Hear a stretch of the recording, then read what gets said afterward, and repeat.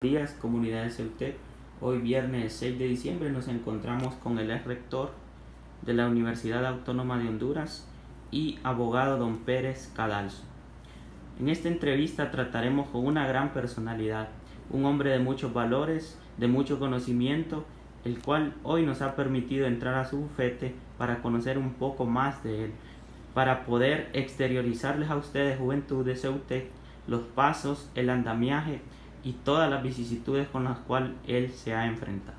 En nuestra primera pregunta, ¿podría usted, don Pérez Cadalso, exteriorizarnos un poco acerca de su niñez? Bueno, en primer lugar, Miguel, mi nombre es Guillermo Pérez Cadalso Arias, eh, y si quieres que te hable sobre mi niñez, tengo que ubicarla en dos momentos prácticamente, uno en Honduras y el otro en El Salvador. Eh, por razones de,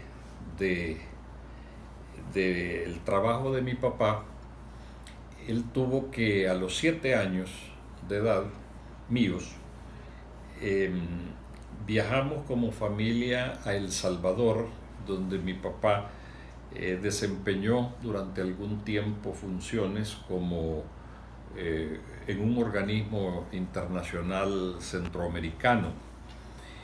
Entonces, si bien es cierto, yo recuerdo de mi niñez eh, varias cosas aquí en Tegucigalpa, creo que tuvo más impacto el crecimiento como niño en El Salvador.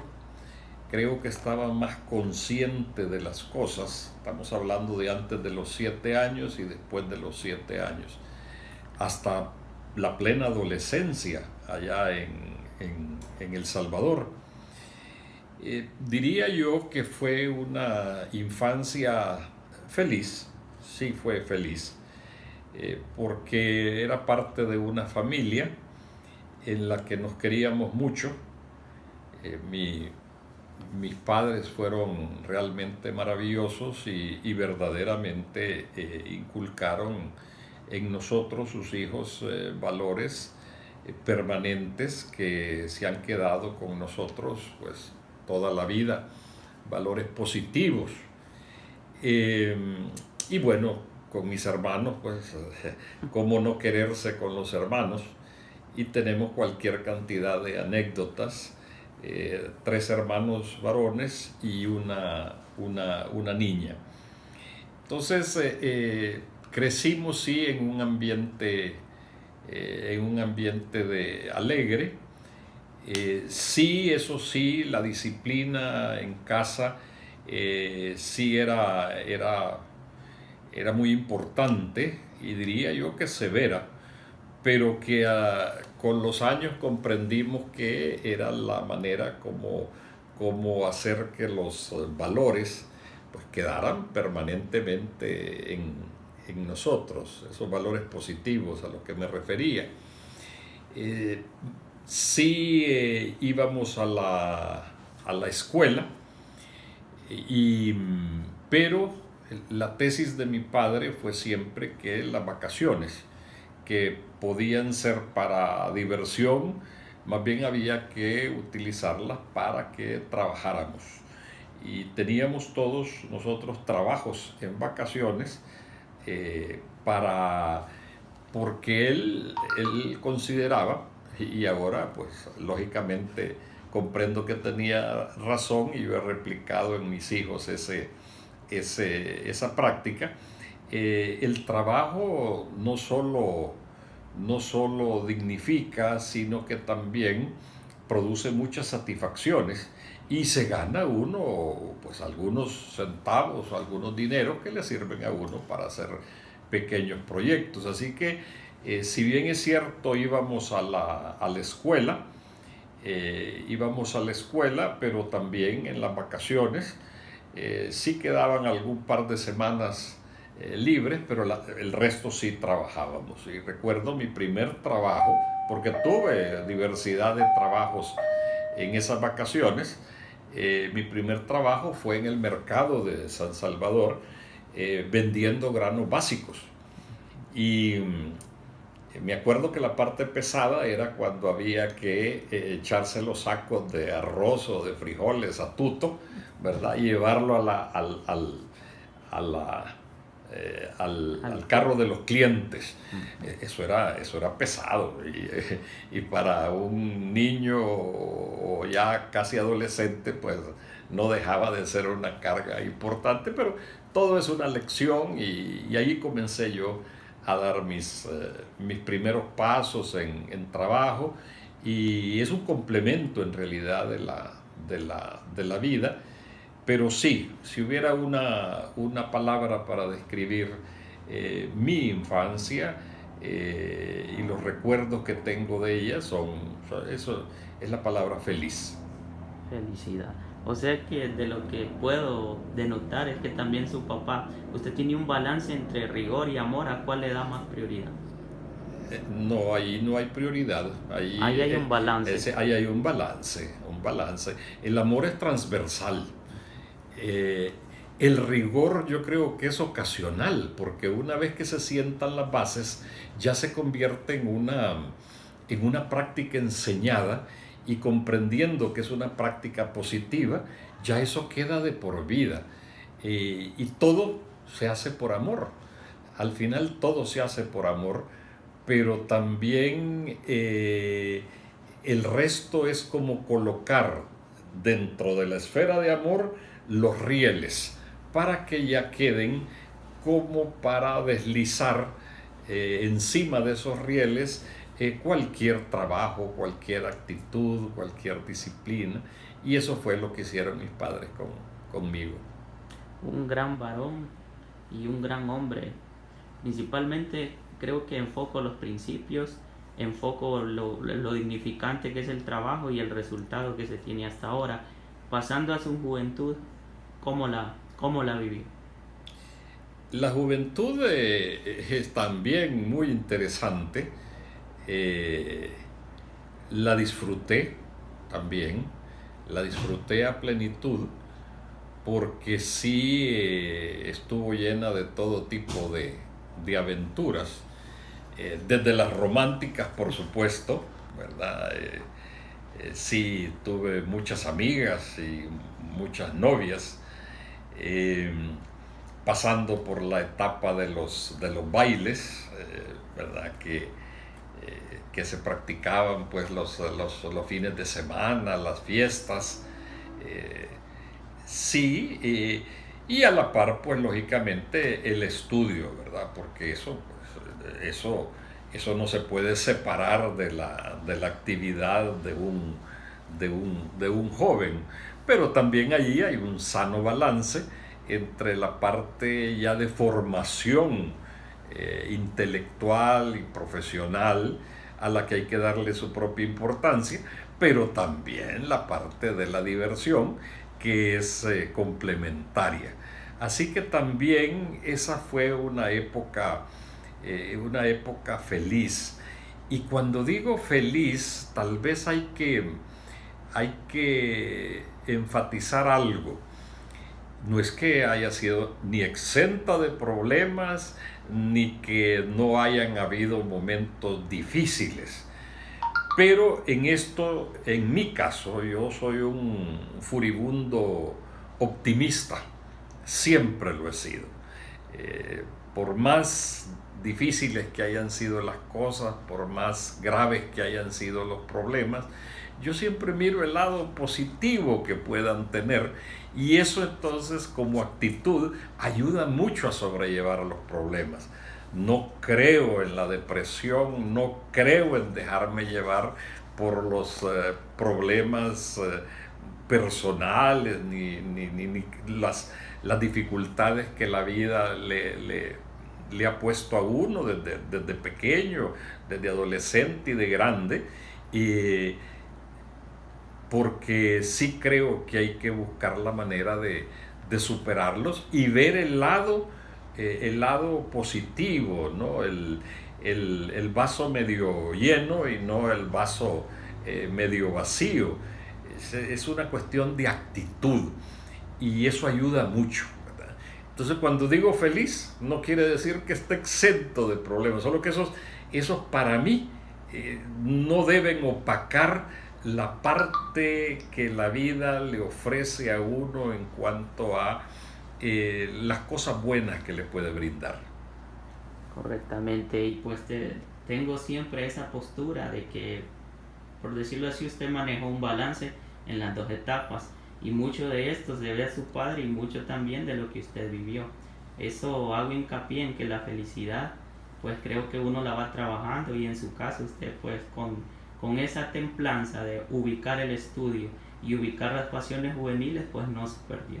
No dio prioridad a una más que a otra, siempre bajo el marco del respeto. Con eso concluimos sus dos partes más importantes y poco conocidas. Ahora entramos a la actualidad, o un poco de antaño a la actualidad. ¿Cuál fue el primer trabajo que obtuvo don Guillermo Pérez Cadalso? Bueno, el primer fue, como le digo, desde todas las vacaciones yo trabajaba y entonces tenía esos trabajos esporádicos de 2, 3 meses. Sí recuerdo tres puntuales, y de ahí ya el trabajo, pues que ya siendo yo adolescente, comencé a trabajar no solo en vacaciones, sino que estudiaba, digamos, en la universidad, y a la par tenía un trabajo fijo, es decir, trabajo de 8 a 4, y de ahí me iba para la universidad. Pero recuerdo 3 trabajos así esporádicos de vacaciones que marcaron mi existencia, diría yo. Uno, el del mercado. El trabajo dignifica, ¿verdad? Y echarse un saco de maíz al lomo, ¿verdad? No demerita a nadie. Sí es pesado, pero sí es una gran lección de vida. Sacos de maíz, recuerdo yo especialmente un día que me tocó cargar una caja de manteca la blanquita. Yo no sé si existe todavía esa manteca, pero era una manteca hondureña que se vendía en El Salvador, que venía en unas grandes latas de metal. Y entonces era una caja de latas de metal de la blanquita. Esa sí me costó. Y el cliente había dejado el carro como a 5 cuadras. Me acuerdo que hice el viaje como en 5 tramos, ¿verdad? Para descansar un poco y de ahí volver a la carga, literalmente, y finalmente depositarlo en el carro del cliente. Luego, por ejemplo, en otra vacación vendía discos y equipos de sonido, vendía música e instrumentos musicales en una venta de discos muy, muy conocida en El Salvador, que se llamaba Kismet, por cierto, de una señora hondureña, que era una gran triunfadora allá en El Salvador. Ahí vendía discos, música, lo cual pues es una de mis pasiones. Así que allí, a pesar de lo cansado que era, porque se trabajaban 10 o 12 horas, también era, ¿verdad? Muy reconfortante poder estar escuchando música todo el día, pues, porque al ponerle los discos a los clientes y para probarlos, los equipos de sonido o los instrumentos musicales, era un deleite. Ahí no se trabajaba, ahí se gozaba, pues, prácticamente. Y luego sí, en otro momento practiqué la locución.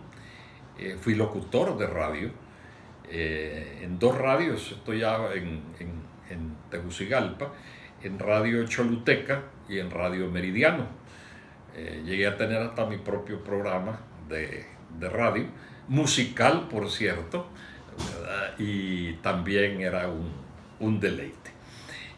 Ya siendo el primer trabajo que yo tuve fijo fue en el Correo Nacional, aquí en Tegucigalpa.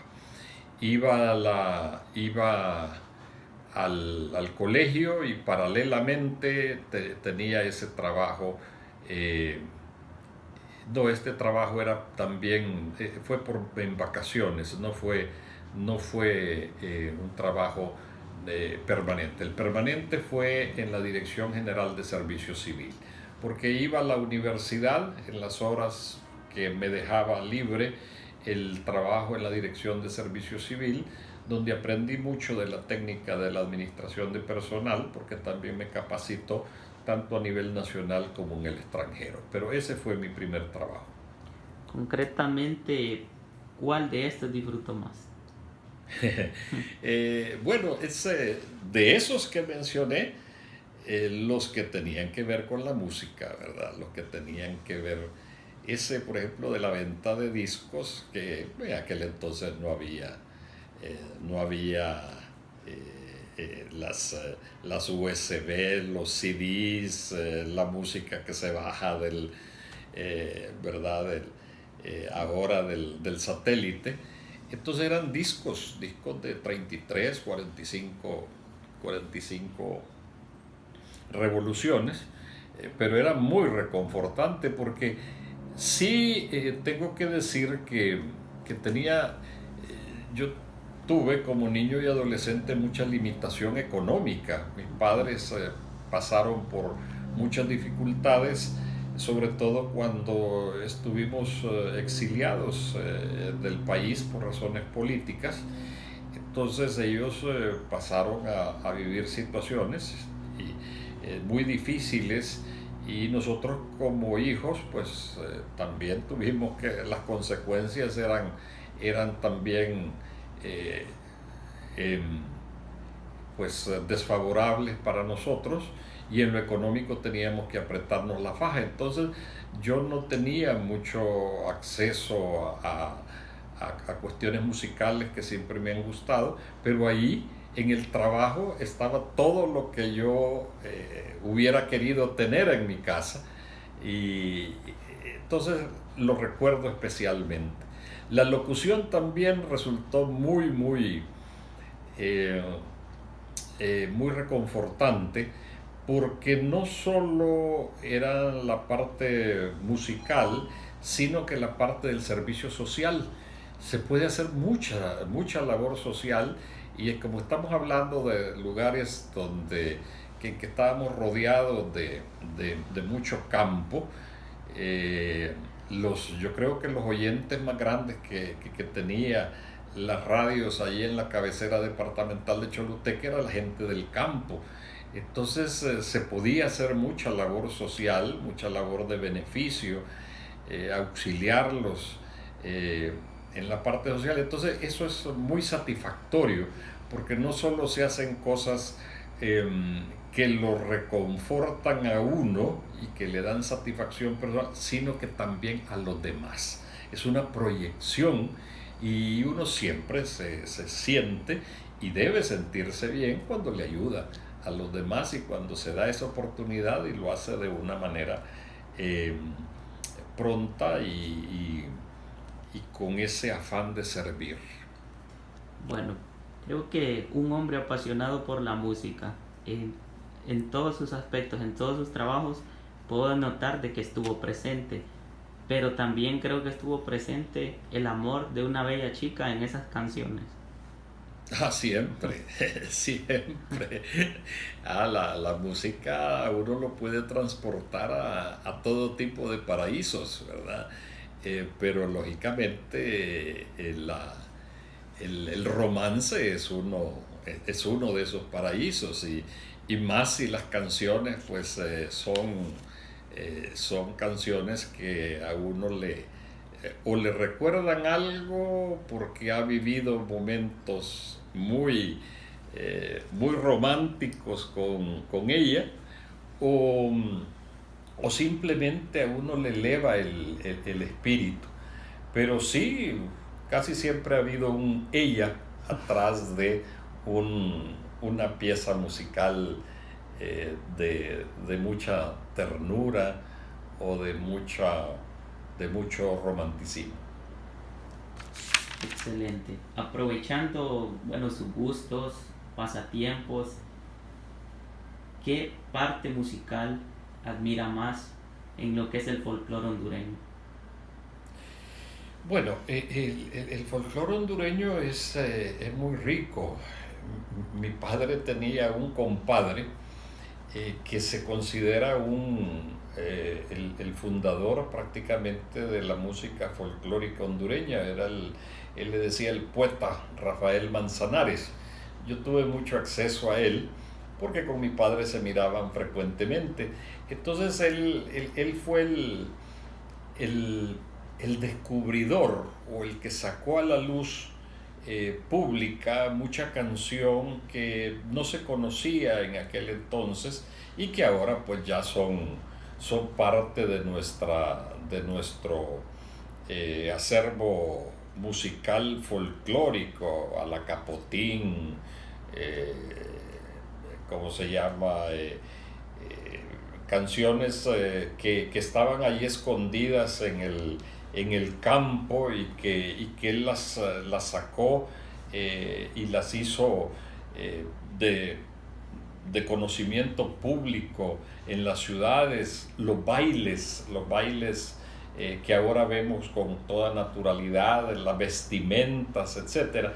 Entonces el folclore hondureño es rico. Eh, la, Creo que la parte que más me gusta a mí eh, es la parte de la música garífuna. Creo que es una música intensa, creo que es una música de mucha fuerza, de mucha pasión, de mucho ritmo. Eh, Creo que los bailes garífunas, que son bailes eróticos, son bailes originalmente dirigidos para incentivar la procreación, eh, son bailes extraordinarios. Y la mejor prueba es que este ballet garífuna que tenemos acá ha ganado cualquier cantidad de premios a nivel internacional, en Europa, en Asia, etcétera. Para mí siempre he sentido que es un orgullo para nosotros presentar ese cuadro garífuna. Y a nivel de compositores, pues lógicamente tenemos una compositora como Lydia Handal, que es monumental, Guillermo Anderson, que es de la nueva oleada, que lástima que se nos haya muerto, y yo tuve un tío, y dije tuve porque ya murió, pero con una música extraordinaria, que es Horacio Cadalso, muy conocido en México, muy conocido en Estados Unidos, en Puerto Rico, donde finalmente murió, autor de varios éxitos, entre ellos Si tienes que partir, que es una canción preciosa, una canción cimera, el Río Viejo, Viejo Amigo, que la cantó Moisés Canelo en un OTI, ganando uno de los primeros lugares en ese OTI. Allí Horacio Cadalso precisamente le cantaba a su río natal, que es el río Choluteca, en aquel tiempo caudaloso, ya pues no queda mucho de eso, pero él le llamaba el río Viejo, Viejo Amigo. Entonces Honduras tiene cosas preciosas, intensas, y, y hay que, creo yo, escucharla un poco más. Excelente aportación. Vemos jóvenes que hay mucho en Honduras, tenemos mucha cultura, tenemos mucha riqueza, partiendo de nuestras raíces y no debemos de perder esa pasión, ese amor y darle arte, darle prioridad a nuestra nación. Creo que hemos cerrado esta sección con mucho gusto, con un personaje realmente valioso, tanto para nuestra cultura, para esos futuros abogados, hasta para nosotros periodistas, principalmente en el ámbito de locución. Él dejó tips, él dejó maneras, también para nuestra clase trabajadora alta y baja, de donde desprendemos que no debe de situarse en un pedestal las personas que tienen un cargo importante dentro del país, ya que la humildad, el trabajo y eso de tener los pies sobre la tierra bien puestos como que dignifica y nos hace ser mejores personas. Agradecemos la entrevista a don Guillermo Pérez Cadalso y la hemos cerrado exitosamente. Muchas gracias.